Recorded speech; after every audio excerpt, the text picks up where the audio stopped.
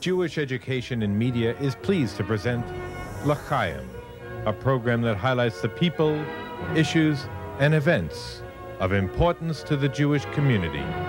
Now here is your host, Rabbi Mark Golub.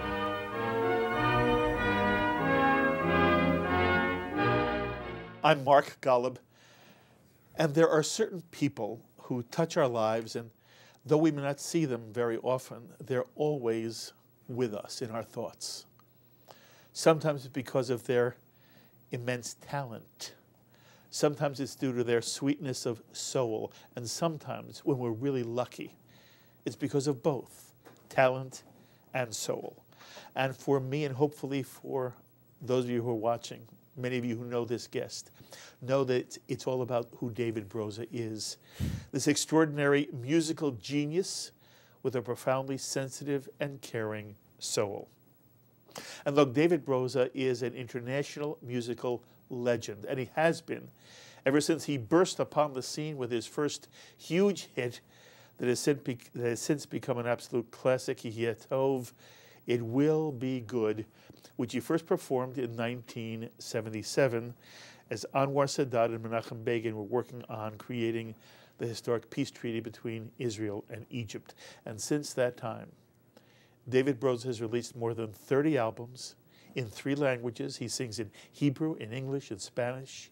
He's been called the Bruce Springsteen of Israel, though in all honesty, it would be more appropriate to call Bruce Springsteen America's David Broza.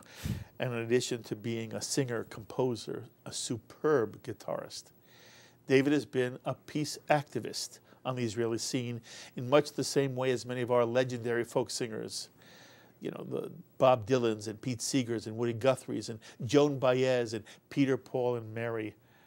And now David Broza is about to release another spectacular album entitled East Jerusalem, West Jerusalem, which David Broza actually recorded in East Jerusalem with both original songs and some covers performed by Israeli, Palestinian, and American musicians. And David, what a joy it is to have you sitting with me again. No. Thank you. Thank you. What can I say? I can choke. I told you before we began, in addition to the fact that I've had that absolute joy and privilege to be around you, to be in your home, to be taping you when you sing in various places in New York, I told you you've had a profound influence on something that happened to me personally, and I want you to know what it is. I want you to tell me your grandfather's name. Wellesley Aaron. What did he found? Habonim movement, yeah. And what community ultimately in Israel are you associated with that you're very proud of? Well, it's the Israeli-Palestinian village of Neve Shalom, Wahat al-Salam. When we spoke, you talked to me about Neve Shalom. Yes. And I then had the privilege of leading a group of people to Israel for Shalom TV. It was a Shalom TV video tour. What I mean by that is we had a cameraman with me the whole time. Wow. And it was not your typical visit to Israel. It was not about going to places. All the people on this tour with me, they'd been to Masada. They'd been to the Western Wall. They'd been to the Galilee. They'd been to Sfat. They'd been to all the museums. We went to see something that American Jews rarely see. The people of Israel, the real people of Israel, and to hear stories and to go to places that people normally don't get to go to. And we got off the plane, David, and the first thing we did was we went to Neve Shalom. And we spent a day there. Wow. Taping, talking to the people who run it, the educators there, just the average people who live in Neve Shalom. And again, as David said, we're talking about a community pretty much near Tel Aviv, correct? Between Tel Aviv and Jerusalem. And it's an experiment in Israeli life where you have Israeli Jews and Arab Jews, literally. And Arabs. And Muslims Arabs. And Christians and Jews. Correct. All living together. Yep. Creating a community together, educating their children together. Their kids play soccer together and then study together. And it's an extraordinary microcosm of what we would love the Middle East to be in general. And I was there because of you. Wow. And I want you to know, I and all the people who were on that tour, when you talked to them, what were some of the things that moved them the most? And we met a lot of people.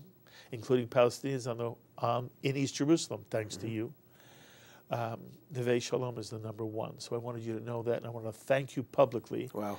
And at some point, the audience on Shalom TV will get to see this as well. But isn't that a lovely story? Amazing. I live my grandfather's vision, basically, which is strange. I could live my father's vision, which follows a similar route, but in a different way. But my grandfather, Wellesley Aaron, he started with Habonim, which is identified as very much a Zionist youth movement, like the Boy Scouts. Then he becomes secretary to Chaim Weizmann, a political secretary, and he immigrates to Palestine in 1925. And he stays there all his life until he's 87 and he passes away in 1980. I can't remember what year, 87 or so, 88. And you were close to him. I was very close to him. And he made sure I'd stay close to him. He wanted to teach me what his way of thinking was, his way of life, his philosophy. And he pulled me into the Neve Shalom, into the education for peace, which was constantly brewing in his mind. And his whole idea of Neve Shalom was to create a place that would write the curriculum for conflict resolution through education. And I think he's pretty much achieved his goals and dreams, and now it's just a matter of time until it spreads the word and the world learns. It's not just about Israel, Palestine. You're exactly right. Anyway, I hope the people watching, if they're going to Israel, one of the things they will do is stop at Neve Shalom. Absolutely. You were educated in England and in Spain, is that correct? Oh, let's put it straight. I was educated in Israel. Yes. And then my 6th grade till 12th grade, I was in Spain, except for 1 year, when the principal of the school, the headmaster in Madrid, thought that the school would be better off by me taking leave. Oh, really? So were you a troublemaker, David? I was not at all. I think they were my troubles. And they loved me, but they thought best for me to go and get a bit more of a sterner education. My father then found a boarding school in England called Carmel College, which was a religious, Orthodox, and sent me there to boarding school, where I survived a year and asked for forgiveness. And they took you back, They took me back to Madrid, where I finished my high school, then I moved back to Israel. While you were in Madrid, I believe I saw that you you were interested in becoming a graphic artist. And Yes. you actually exhibited in Madrid, yes, as That's a young true. person. I exhibited. I was into painting and drawing since the age of 6, and my parents actually pushed me that way and introduced me to artist friends who taught me all kinds of techniques. By the age of 9 or 10, I was doing acrylics and oils and mixing paints, and I was so into it. And I never thought I'd be anything but an artist. And then when I grew older and thinking about, okay, what kind of a profession will I follow, I thought graphic art would be good, and I'd go to, like, one of my dreams was to go to RISD, and Rhode Island School of Design, where I had some friends went to, and I was fascinated by the school. Anyhow, I wrote my first song, as you said, Yeh Tov, when I was 22, and the rest is history, because it's not just that song became so big, it's just that other songs followed, and record companies like CBS at the time insisted on me changing my career plans and signing with them, and they were right. I recorded my first albums with CBS Records. Was that an exciting time for you? Oh, of course it was. There's always ever since I've let my inhibitions become my reality and not hide them, and not be shy of them, and I became a professional performer and was able to pull out of my mind and my sleeves songs and performances as I do till today. I can only say that I've had exciting times. They're not easy. I mean, I can even ask you if you don't think you're following your dreams and they're exciting, but there's a difficulty of holding a talk show and presence for years on end. And so, yes, it's always been exciting, but always been a challenge. Mm-hmm. It's interesting you talk about inhibitions. In some way, every performer, if they're going to be really good, they have to be willing to risk showing the audience more of themselves than very often is what's typical of an individual. Was it a hard transition for you to let us in, David Broza? No, I have nothing to hide. That's the whole thing. And I'm not, you know, I don't misbehave too much, and I don't call for attention for the wrong reasons. Yes. I believe in my art as the reason why people would be at all interested in what I do, and it stands for the art alone. At my, you know, advanced veteran performer's status today, I allow myself to indulge in things which are way beyond music, which are more philanthropic, things that I feel that because I've got so many hearts and minds looking at me and enjoying, like you say, the music that I do, that it allows me to also try and go beyond just a person's face and his presence and actually try to see if we can do some things together to improve a lot of things in the world that we live in. And so whatever I've done, you know, when I set out to be a musician and I decided that my music will be Israeli music, but will reach out to people across the globe, meaning that it's not necessarily through Hebrew that they will be knowing me. It would probably be through the fact that I can create some assimilate in some ways musically and linguistically in order to draw them into my world, and then throw in the Yetov or my Hebrew music and bring them in a way that they see it as one of all nations, not just one apart from nations. And I think this is what the Israel that we all want. We want Israel as one of all nations that stands out for its merit and for its beauty and for its strength and for its real giving side. And not only, and it's a hard work. It's, I mean, creating a country from scratch, as we can call it now. You know, after all, I was born in Israel's 7th year. I was born in 1955, so it's a baby, and I'm growing with the country. So we all want Israel to be one like other nations with its own identity, unique identity. So I feel that through music I can bring out that aspect, but I would have to dedicate many years to understanding and deciphering what ways and what is the equation of reaching out to in the deep south in the United States, or in the Midwest, or in Andalusia in Spain, or in Galicia in Spain, or in the heart of Spain. So I dedicate my life to that. I dedicate to deciphering the language, the body language, the mentality, the psychology, and then I let go. And then I sing the song, whether it's in Spanish, in Hebrew, or in English. And these are the three worlds that I feel I dominate and I know well. So today, for me, David Broza is really somebody who set out at that young time when I wrote Yetov to really grow up and understand the world that I envisioned, and try to put it all through a song. And I think today I'm ready for that. And I think East Jerusalem and West Jerusalem, for me, would have not happened had I not been so fully aware and convinced and accomplished in my ways to take that extra step. Oh, how interesting. And create another project which has not been tried yet. Yes. So it came at a particular point in your own evolution, your own growth. Yes. Absolutely. By the way, this is the first conversation I'm having in front of a camera about this. So that's so sweet. I'm discovering myself how much do I know already about the project. That's and lovely. You're the first one to kind of pull it out of me. Thank you. You love Israel. Oh, yes. You know, David, it's sad. For me, it's sad. There are some people who are associating the activist, the liberal Jew, the one who sometimes says Israel is not yet what we need it to be. They are sometimes described or categorized or pigeonholed as if they don't love Israel and they don't want Israel's survival and they don't want Israel to be the Jewish state. And I know that there's some, by the way, there are some people who don't.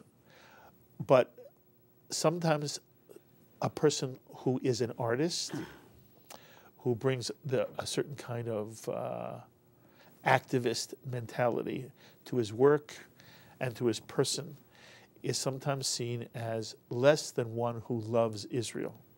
And it's important for our audience to understand who you are, not simply as a musician, but as someone who has taken public stands and who has tried to push Israel in a certain direction.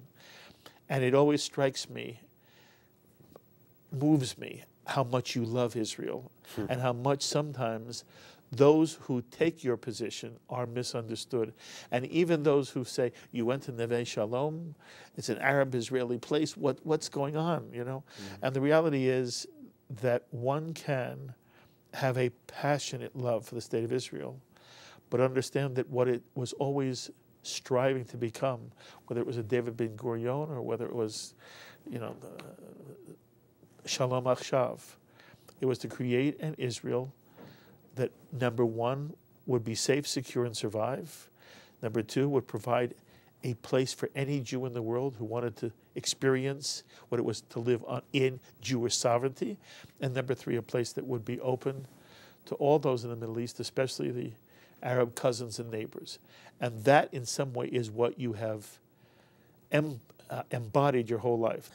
I'm really into being realistic about it all.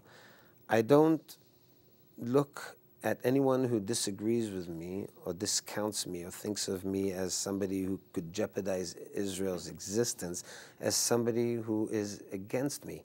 I think it's somebody who is challenging me. And therefore I have to explain, I have to listen too. I may be very wrong and I may be very right. After all, I have disputes with my Palestinian friends. They have disputes with me. We disagree on the ways to do things. However, we continue eating and drinking and going away from each other and calling each other up and yet again meeting again and going through hard times and good times. And if we look back on this, on the I don't know, 10, 15 years with some of these friendships that I have, we've come such a long way. But it's only because we're committed to our way into our friendship. And it's the same with Israel. Israel is committed to itself.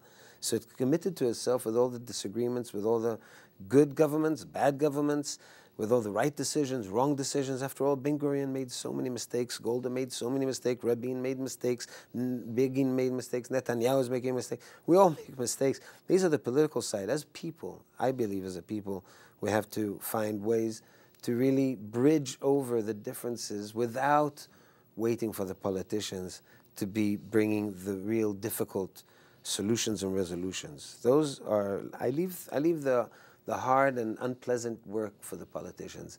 As a small guy, as a proletarian and a real native of Israel and a citizen of Israel, I want to do the little guy's job, and that is to make sure that at least that neighbor of mine, whether he's a Jew or an Arab, knows who I am and what I'm about, to respect me, beware of me if need be, and punish me if I'm not good, or hail me as somebody who's great and worthy of friendship when the times are right. So it's all of the above. We're all a mishmash of everything.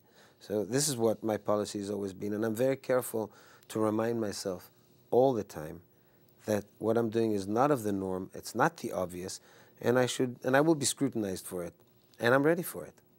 Listen, as a musician, and I can't compare politics to this, but let's say in my world, all that really is in my power and my being worthy of continuing as a musician is to do things that matter to me, and therefore I can either convince or bring in the audience to listen to my music because it's so passionate and beautiful, or just say, oh, he's already boring us, we've seen it all. So I take risks. And I have people who say this may be the last album that we will ever hear from you, and I say, well, this may yet be the only one that you will ever hear about. I don't know. It's the ultimate thing that I can do for myself. So I brought my musicians over to East Jerusalem, Israeli musicians. It didn't take just a phone call and let's go up to East Jerusalem and spend 8 days and 8 nights and sleep there and eat there and play music there. It was many months of dropping the news to them that they're going to be hired to play in East Jerusalem, and then having them come up and having them bring their spouses and family if they wanted, just to see that everybody's quite happy and relaxed. Boy, people should understand, again, you already alluded to this now, you spent 8 days and nights almost as a community creating this album, correct? Yes. It's not like you went to work and went home. No. You went away to East Jerusalem, to an East Jerusalem recording studio. You had some extraordinary talent with you, American, Israeli, and Palestinian. And you in this community where you ate together, and you slept together, and you laughed together. And there is a video of this, by the way. There's a documentary that's coming out. Sure. People should see it. You can go online and watch it. But it's a happening. I don't know. My guess is it's not the first time an album has been done in this sort of communal atmosphere, but very often that's not how an album is done. And you go to a place and you go to work and you spend 8 hours or 10 hours or 12 hours, and then you're back at the hotel in your hotel room. Here, it's almost like a mini camp. You took kids, you took your kids, all adults, for 8 days to a camp in East Jerusalem, and then you created something extraordinary. Now, you had talked to me before in a prior conversation that you had a very good friend, a Palestinian in East Jerusalem. Right. And often you did record at his studio. That's correct. Is this the studio? That's it. Okay. And was it hard for the Palestinian to have the Israelis come as a group with American Jews as well? Was there any problem he had opening his studio to this project of yours? No, the studio there was no problem opening the studio. Okay. I had to make sure that there was no problem. There's no point in me putting anybody's life or work or career at danger or at any jeopardy of, harming it just because I want to do an album. The studio was open. The question is, does an Israeli have it in his right mind to even think about renting out a studio which belongs to a Palestinian group or entity and go in and being there for the duration of a project? And the answer is no. Nobody does it. Good. So that was... Did anybody give you grief? No, everybody gave. What is grief? Grief is. I don't mean those, by the way, who were. Yeah, did anybody try to stop you? No, nobody tried to stop me. I work in a very private way. I don't represent anybody. I don't work for any foundation or any government funding or anything. This is a private business of mine. Okay. These are private relationships, long-term relationships. Real personal relationships, very right? personal relationships. Because in my mind, and again, if I'm being romantic, you have to correct me. In my mind, this was your own personal community almost, that you said to them, let's do this together. And they said, okay, David, we'll do this with you. In a way, isn't that what happened? Well, the truth is that they would love to get phone calls from Israeli bands and producers who would want to rent the studio and take it, over for a week or two or a few days and record. And that would be actually the place where we could all meet and become a melting pot. Nobody does it. It doesn't occur to anyone. So I am slowly trying to convince and inspire. And it's odd, I didn't think about the magical figure of 8 days and 8 nights. When I think of it now, just because we're just past Hanukkah, I'm thinking, at first people asked me, what's 8 days and 8 nights? And I thought, well, it's the octave, 8 notes to the octave. And then I thought, well, it's 1 day more than a week. Until now, it occurred to me, this is like a miracle. And it was 8 days and 8 nights, not 1 day more, not 1 day less. 8 days and 8 nights in which we recorded the 14 tracks of the album. And so the Israeli musicians came. I asked Steve Earle, who's one of my favorite American singer-songwriters and artists, by the way, also a big fan of Townes Van Zandt, and who was actually, Townes was somewhat of a mentor to him. So I asked him to come and spend the days and produce the album for me. And so he would be the one who actually is the referee. And, if there's any problem, we'll have Steve take care of business. But he's a lovely man. But lovely. Very lovely and profound. And talented also. Talented. A musician, too. Unreal. Yeah. And a great singer-songwriter, great actor and an activist, too. And then we had some of the... See, the thing was... It would be very difficult for some Palestinians to be shown working with an Israeli. There's no problem of us spending time together, eating, drinking, jamming together, but to actually do a project. So you have to find ways in which you can actually create an environment where those who feel comfortable can come and actually work with you, and those who don't can just be around you.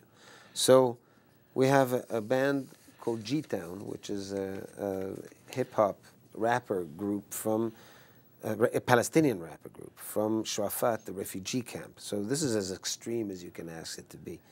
And they're not only good friends of mine. We've performed together on the walls, the walls of the West Bank, just outside of Bethlehem. We've jammed together in the studio. They've come to see my shows in Tel Aviv. And I asked them if they would perform with me on the album. And wow, of course they would. And not only that, one of them at least is going to come and rap with us on the stage and be there, which is going to be amazing. I've got to be there, David. That's fabulous. Oh, you will be. And there's also Mira Awad, who came, who's a Palestinian-Israeli singer, who is a very outspoken, and she's performing with Israelis and Israeli theaters. She's sung with Noah. And with Noah, and with Idan Reichel. And she's been here in America. Yeah. And she's very good. Oh, she's so good. I mean, you put together a fabulous group. She's great, and she's going to be with us on the road. And she's in the studio with us, singing. And there's many others who come in and go, and there's, of course, the whole crew, which is Palestinian crew and Israeli crew.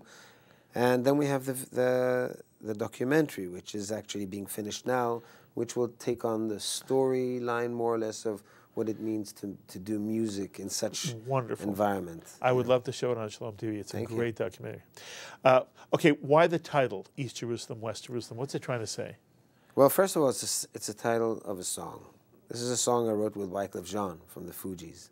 I asked Wyclef if he would do this kind of work with me so we can help put together this Israeli-Palestinian project, and I could use a song that he and I wrote together.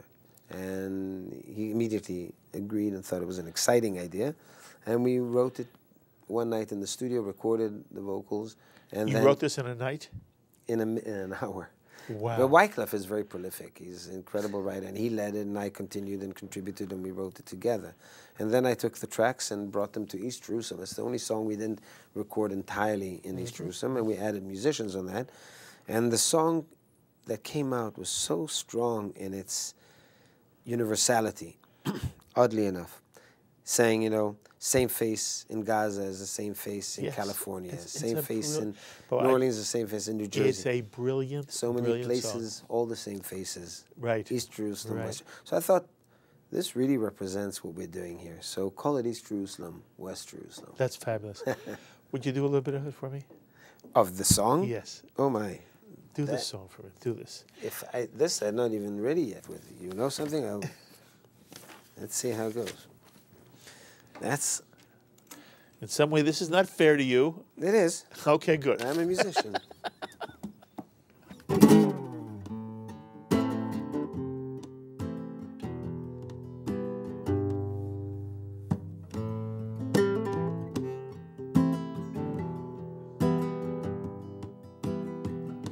Same face in the Gaza, same face I see out in California, same face in Jericho is the same face I see down in Mexico, same face in Tel Aviv is the same face I see in New Jersey. So many places all share the same faces. East Jerusalem, West Jerusalem, Shalom, Salam. East Jerusalem, West Jerusalem, Shalom, Salam. I just give you a little bit of it. Wonderful. It's wonderful. It is wonderful. This is a fabulous, fabulous album. This is a fabulous. Thank you. But the song you're about to do, I told you, it's going to become a classic. The whole album will be a classic. Let's hope so. Okay. So this is the first song I wrote for this album, and that's how this whole project kind of started. I didn't know which way to go. I didn't have poetry or lyrics, which I'm so used to working with, so I wrote my own lyrics and worked around that with the music. And it's called 1, 2, 3.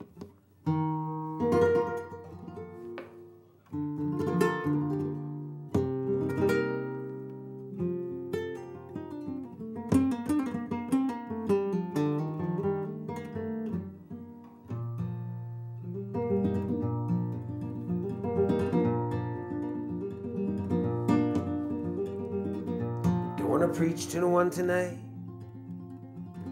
Just want to tell my tale. When the sun will rise tomorrow, it'll shed light on some facts from hell. Clouds are floating in the sky, shift the mood so fast, like on the streets of Jerusalem, where the quiet's not meant to last.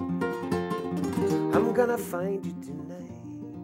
I'm gonna count from 1 to 3. I'm gonna feel the peace within me with you right here next to me.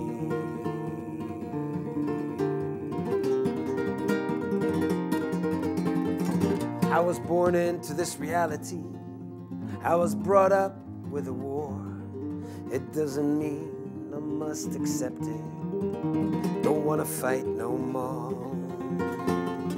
Young people from all over stray away and cross the lines. It's a dialogue that we're seeking, and we're running out of time. I'm gonna find you tonight. I'm gonna count from 1 to 3. I'm gonna feel the peace within me with you right here next to me.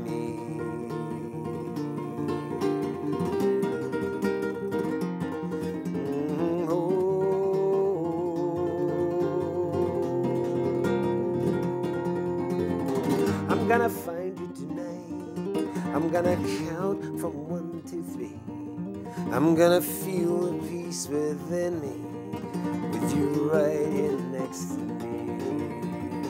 I'm gonna find you tonight. I'm gonna count from 1 to 3. I'm gonna feel the peace within me with you right here next to me. With you right here next to me. With you right here next to me.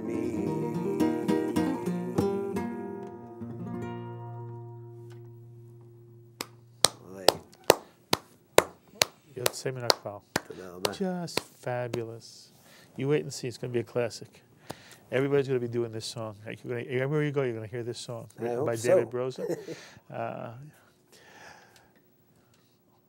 I want to push you for one moment. Yeah. In the documentary, there's a lot about the wall. We see the dividing wall that right now divides basically parts of Israel from the Palestinian world. And I felt when I watched that you were critical of the fact of the wall. And I wanted to know whether you're critical of it, first of all, whether I'm right, you're critical of it. And if you are critical of it, is it a criticism of, some messianic concept that there should never be a wall separating people, as opposed to whether you are critical of it and why it was built. It was built for a very specific reason, that it saved lives. And so I want to know, as you talk about the wall in this documentary, and I don't know the extent to which you shaped the documentary, but that's how it begins. We see the wall, and it's as if the wall symbolizes something you are critical of about Israel. And I want to understand more about that. Well, you saw a trailer. The documentary and the whole thing. You're right, it is the trailer. The documentary and the whole story that we're trying to unveil here is actually about the beauty of music. Yes. And how it breaks down walls. Yes. So really, David's talking about a trailer I saw that basically introduces a viewer to the album East Jerusalem, West Jerusalem. That's correct. Go ahead. So, but it's still there. The point is still made. Listen, I can be very critical, and I also have to break down the criticism I have into pragmatism. I don't know exactly what motivated the wall. I know that there was a lot of suicide bombings, there was a lot of terror attacks and terrorists infiltrating Israeli streets and creating havoc and disaster. That's one side of it. We don't know exactly what really are all the motives for building the wall. You think there are other motives than those? Oh, well, there's definitely. There's defining the borders, definition of what is the Palestinian state going to look like, within what borders, where is the line, in order to be able to negotiate, and those walls will come down once the borders are defined. There's no doubt in my mind, but I think it's a process. I think I can be judgmental on now. But you see, I work now as a result of this album, I started working in a refugee camp that was part of the Jerusalem, Greater Jerusalem area, which was annexed by Israel. And within the territories that it annexed was not only the East Jerusalem and the Old City, but it was also this refugee camp, Shuafat, which has 70,000 people living in this tiny little environment, environment or neighborhood, if you want to call it that. That neighborhood, for one, was surrounded by a wall and barbed wire with an entrance on two sides. So it's fully and absolutely night and day controlled. But these are now Israeli subjects, regardless of whether we like it or not, whether we accept it or not. So, for example, there I see a great, I go to great pain into trying to understand what good comes out of this. All I can see is that the people who are born into this reality and grow up with it, and with a wall in front of their faces every day when they wake up and go to the street, they're incarcerated. They're locked up behind walls and barbed wires. Why? Why do they have to live like that? Who said that they have to be refugees for 65 years? Now, you can say, well, there's so many people to blame, so many powers to blame, so many heads of state to blame, the world to blame, the universe to blame. Stop blaming.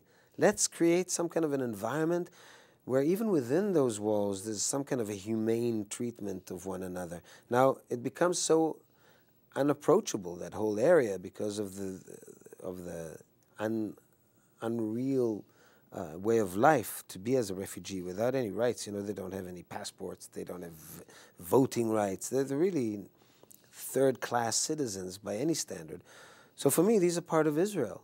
Unless you tell me that they're part of the West Bank, there's the wall and it's part of them, then of course, then it's not for me. I have other things that I would rather put my time into, which I have plenty of within the social spectrum of Israel. But they are part of the social spectrum of Israel. And so this is where I define criticism about the wall, where things could be done differently.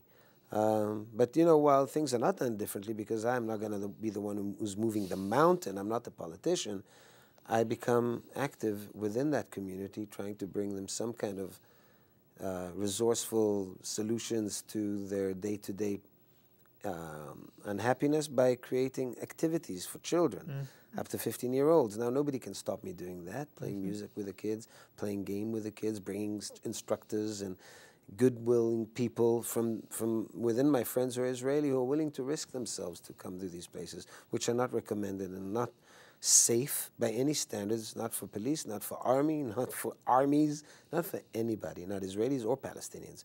But these are, should we forsake these people? No. So if you ask me, what does the wall represent to me?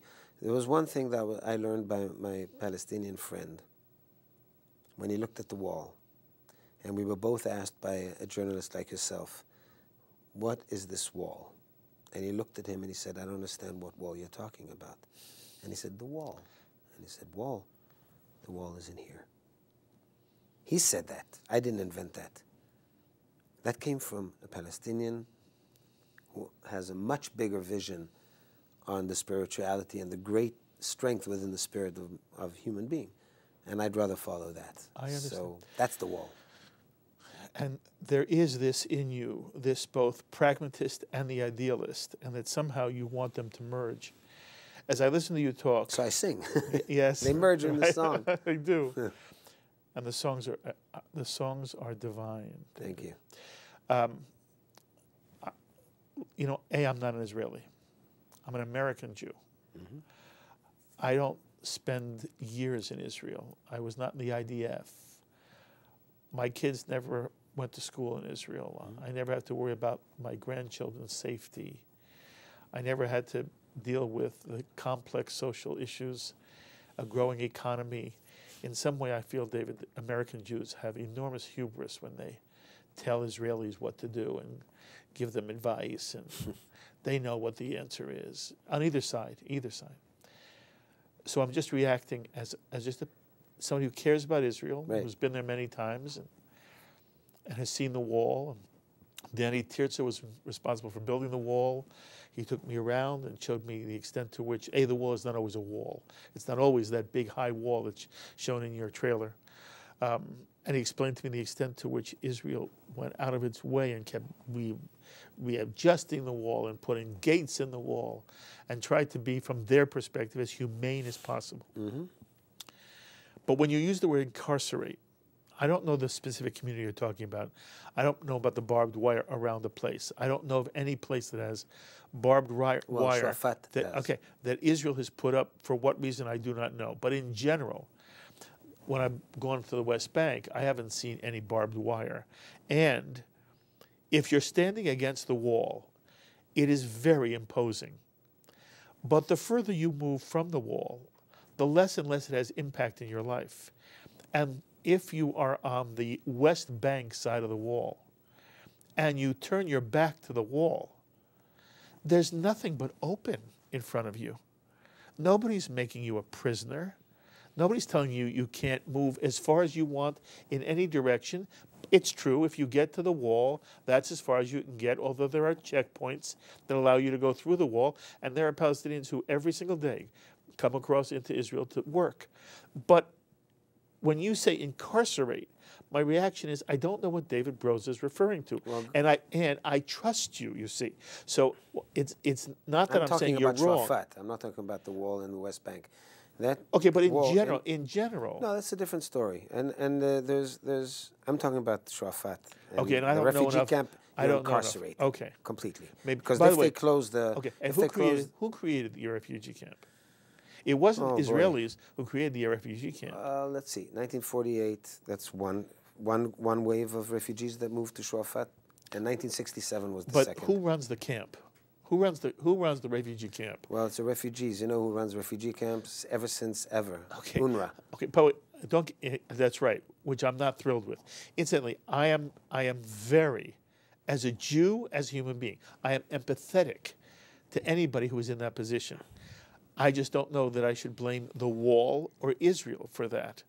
And that's what I'm asking you, because you have a much better grasp of what this is. As I said, I'm not saying that I could get rid of the wall. I'm saying within those walls and the incarcerated feelings behind barbed wires and guards and all that, there could be a better life. Since, we're lucky. I think the Jewish people have an incredible capacity to create a most, I want to say unbelievable, because that's probably the only thing I say, life from any situation. If the life that the Jews brought out with a culture that came out of shtetls and out of ghettos, out of the Holocaust, even there, the stories that come out and the grandness and nobleness of the human spirit, and the ability of the Jews to reorganize themselves and to rebuild lives. But that's not the norm. Most people in this world are incapable. Something about the organism of the Jewish people allows it, provides it, has given it, whatever you want to call it. It's the DNA of our people to organize ourselves and not wait for others to do it for us. And then through diplomacy, politics, manipulations of sorts, because of the strength here, to be able to rebuild and organize ourselves, as we so well have done since the Holocaust. This is just one example. Unfortunately, the Armenians couldn't do it, the Gypsies have never done it, and now the Palestinians are having a hard time. So what are we to say? If we can, anybody can do it? No, I say no. We can. So we can help others who can't. That's what we're here for. Amen, amen. No, that's what it is. No. I'm not asking us to be perfect. No. I'm only saying is others are not as gifted as we are. You give me chills. And again, I am not simply a fan of your music. I'm a fan of you, because I think you represent something that's very, very important for not only American Jews, Israeli Jews, but people as a whole to understand. And sometimes an artist does something early in his or her career, and it defines the entire career. Mm-hmm. And no matter where you go, this entertainer will always be asked to do what he did 35 years ago. Fair enough. Sometimes the artist resents it. You are associated with your first song Yes. in a transcendent way. For me, I can't think of you, and I, you know, I will end up humming Yeh Tov over and over and over and over. And I want you to watch something with me. I don't know if everybody understands what the words are, Yeh Tov. We'll talk about it in 1 minute. But I want you to look at something with me that we're going to have our audience see. Because I found this on the web. And when I first watched it, David, I didn't know what I was watching. And then slowly I began to realize, oh my goodness. I want you to watch the monitor, David. Play it for us, Sloan. Oh, God.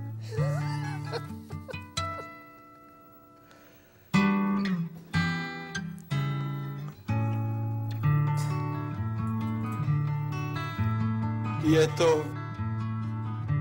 אני מביט מהחלון וזה עושה לי די עצוב. האביב חלף עבר לו, מי יודע אם ישוב. הליצן נהיה למלך, הנביא נהיה ליצן, ושכחתי את הדרך, אבל אני עוד כאן. This is David Broza as a young man doing Yeh Tov. How old are you again? 22. 22 years old. Nice beard, huh? By the way, you were gorgeous then, you're gorgeous now. I can't believe they allowed me to keep that beard.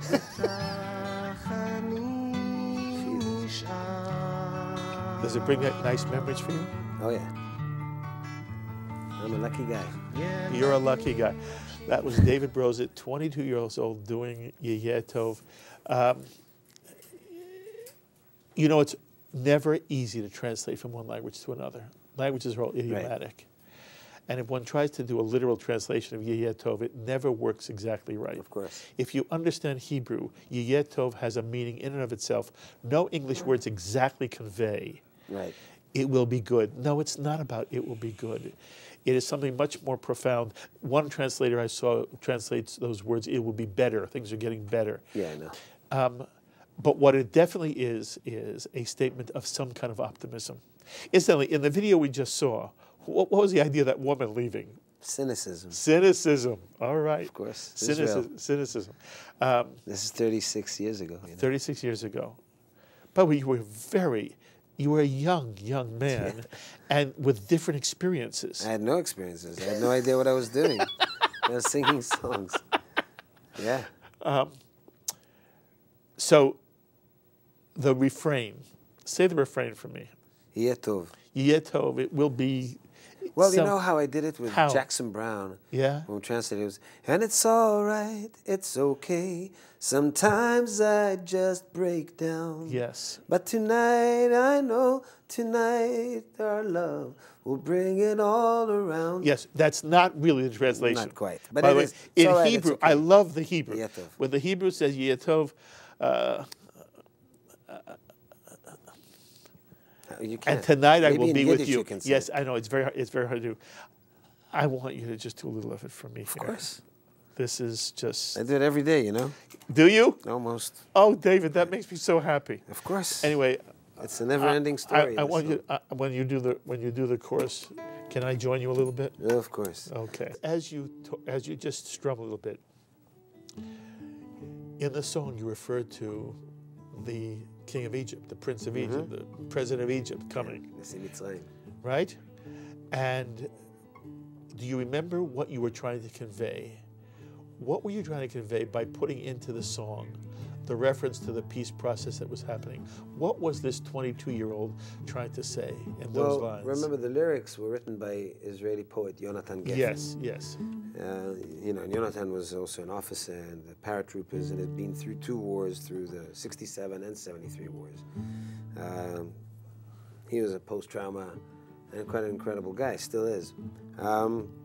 Yeah, basically he's telling, we're telling him, let's live like brothers and sisters. And he says to us, Let's do it. But Yes. first get out of the conquered territories. Yes. Leave the West Bank, leave Sinai, and let's live as brothers and sisters or as cousins Yes. in peace.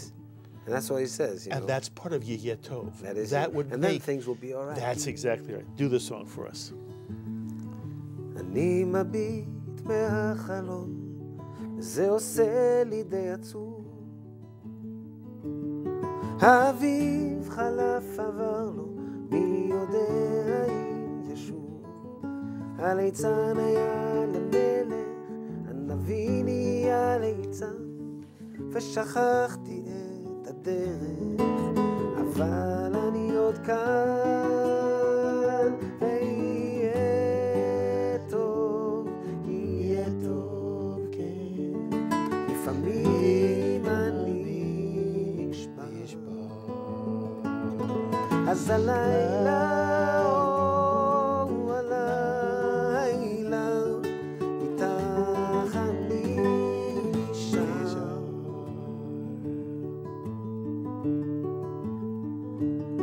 ילדים לובשים כנפיים ועפים אל הצבא, ואחרי שנתיים הם חוזרים ללא תשובה. אנשים חיים במתח, מחפשים סיבה לנשום, ובין שנאה לרצח מדברים על השלום. ויהיה טוב, יהיה טוב, כן, לפעמים אני נשבע. אז הלילה, הלילה, איתך אני נשאר. כן, שם למעלה בשמיים עננים לומדים לעוף, ואני מביט למעלה ורואה מטוס חטוף. ממשלה של גנרלים מחלקת את הנוף לשלהם ולשלנו, ולא רואים את הסוף.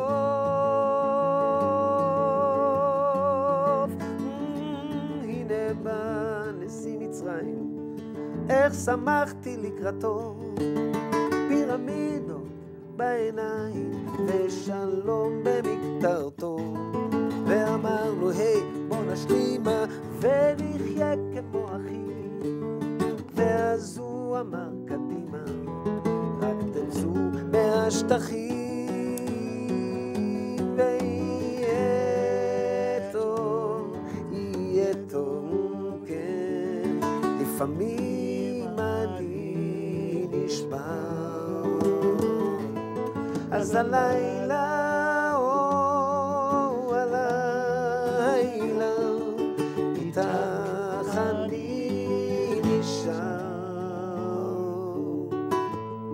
So I'll add another verse, which actually says that we shall learn to live together under the olive trees, and that children will grow up knowing no more war, no terror, no frontiers, and that fresh new grass will grow over the graveyards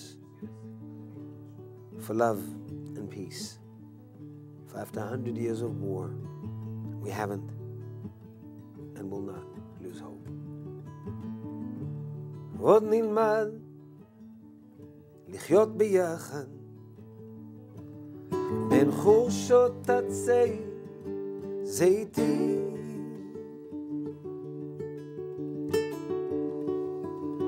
ילדים יחיו בלי פחד, בלי גבולות, בלי מקלטים,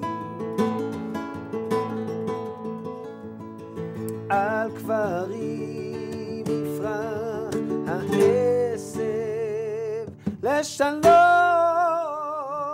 ואהבה. 100 שנים של חרב, ועוד לא אבדה תקווה, ויהיה לפעמים אני נשבע, אז הלילה, או הלילה, איתך אני נשאר, ויהיה טוב, יהיה טוב, כן, לפעמים אני נשבע. אז הלילה, או הלילה, איתך אני נשאר. אני מביט מהחלום, אולי מגיע, כן, מגיע, מגיע יום חדש.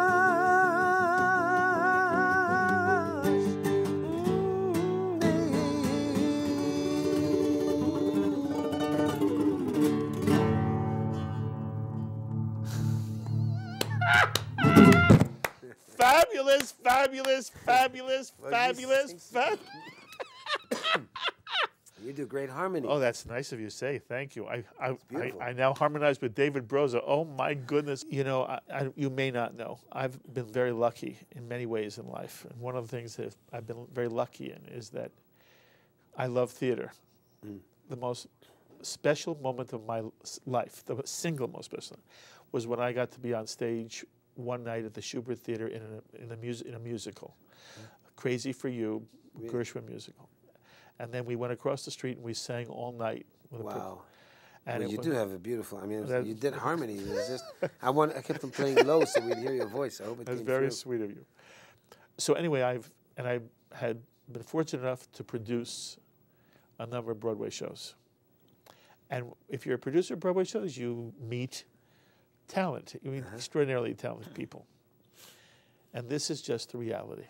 The reality is, as is true of every profession, some people are very lovely and some people are not. And just because a person is able to get up on stage and project loveliness, very often when the curtain comes down, they're not lovely and you don't want to be with them. And then you come to someone like you, who is extraordinarily talented, and you are as lovely without the guitar in your lap as you are with it in your lap. It has been one of the greatest joys of my working here at Jewish television and doing Shalom TV and doing L'chaim for years and years and years, is that every now and then I get a chance to be with you. You're an extraordinary human being. Shalom to you, salam to you. Kol tuva hatzlacha in all you do. And this album is going to soar, and we're going to make sure everybody hears it and sees it. And it is so kind of you to spend time with me. Thank you so Thank you, much. David Broza. Thank you. My meeting with David Broza, whose album is entitled East Jerusalem, West Jerusalem, produced by Steve Earle and available on S-Curve Records. As always, I invite you to be in touch with me with any thoughts or comments you may have to the things that you heard David say or sing. Please email me, write me, post on our Facebook wall, tweet me. I look forward to hearing from you. Until the next time, I'm Mark Golub. L'chaim, my friends, to life.